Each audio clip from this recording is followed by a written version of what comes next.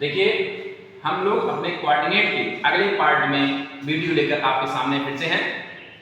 देखिए अभी तक हमने जो है सेक्शन फार्मूले में क्वेश्चन पढ़ा था कि अगर आपको साइड दिया गया है तो रेशियो दिया गया है तो बीच वाला हम फाइंड करते हैं।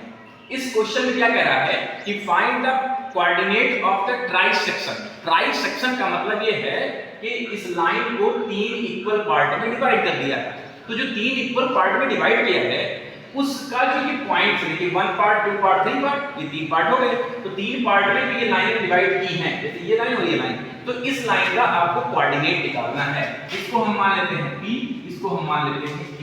जब हम पॉइंट P की बात करें, देखिए ध्यान दीजिएगा, इसने कहा है कि इक्वल पार्ट में तीन पार्ट में डिवाइड हो रहा है।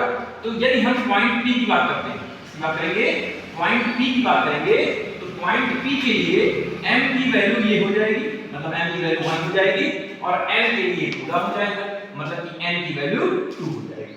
यदि हम q की बात करेंगे तो अब की बार m की वैल्यू ये है 1 और 1 2 हो जाएगी और n की वैल्यू ये हो जाएगी। इतनी बात तो सबको समझ में आएगी। फिर से समझ लीजिए कि यदि हम p की बात करेंगे तो m की वैल्यू ये है, n की वैल्यू ये है। तो m की वैल्यू एक पार्ट है मतलब 1 और q में इधर दो पार्ट आ गया मतलब 1 और 1 2 हो गया। हम q की बात करेंगे तो m में दो पार्ट आ गया है और m में आपका एक पार्ट आ गया है। तो ये 2 और 1 हो गया।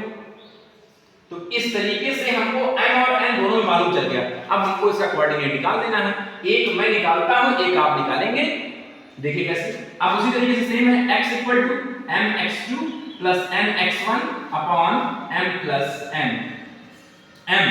m की वैल्यू है 1, x2 की वैल्यू है 1 प्लस n की वैल्यू है 2, x1 की वैल्यू है 7 अपॉन 1 प्लस 2। तो 1 1 जा 1, 7 2 जा 14 अपॉन 3, मतलब 15 अपॉन 3 मींस 5 आ गया।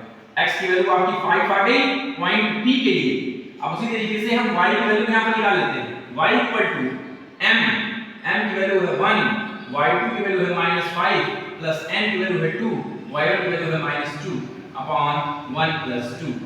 -5 2 to the 4 -4 upon 3 -9 upon 3 means -3। मतलब आपका पॉइंट P जो है, पॉइंट P के लिए आपका आ गया 5, -3।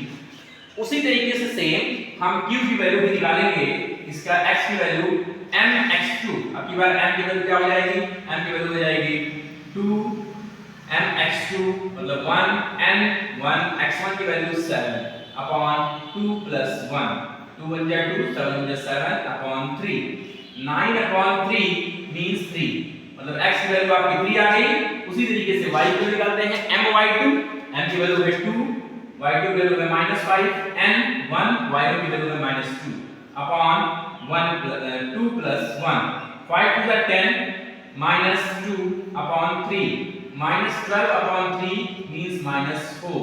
y की वैल्यू आ गई -4, मतलब q के लिए आपका आ गया 3, -4। तो इस तरीके से आपने देखा कि ये क्वेश्चन कहा था कि find the coordinate of the try section of the triangle. Try section था तीन इक्वल पार्ट में डिवाइड हो रहा था। तो तीन इक्वल पार्ट में डिवाइड किया तो P के लिए हमारा n1 हो गया और ये पूरा हमारा n हो गया। जब Q की बात की ये पूरा हमारा n हो गया, ये हमारा n हो गया। तो उस अकॉर्डिंग हमने क्या किया, क्वेश्चन को सॉल्व कर दिया। अब इस तरीके के आपको और भी क्वेश्चन सॉल्व करने हैं। यदि प्रॉब्लम आती है तो आप उसको तुरंत मैसेज इनबॉक्स में मैसेज कर सकते हैं और क्वेश्चन को पूछ सकते हैं। यदि आप चैनल को सब्सक्राइब लाइक नहीं किए हैं तो आज ही करके, जिससे आपको सारी वीडियोस मिलती रहें। Thank you.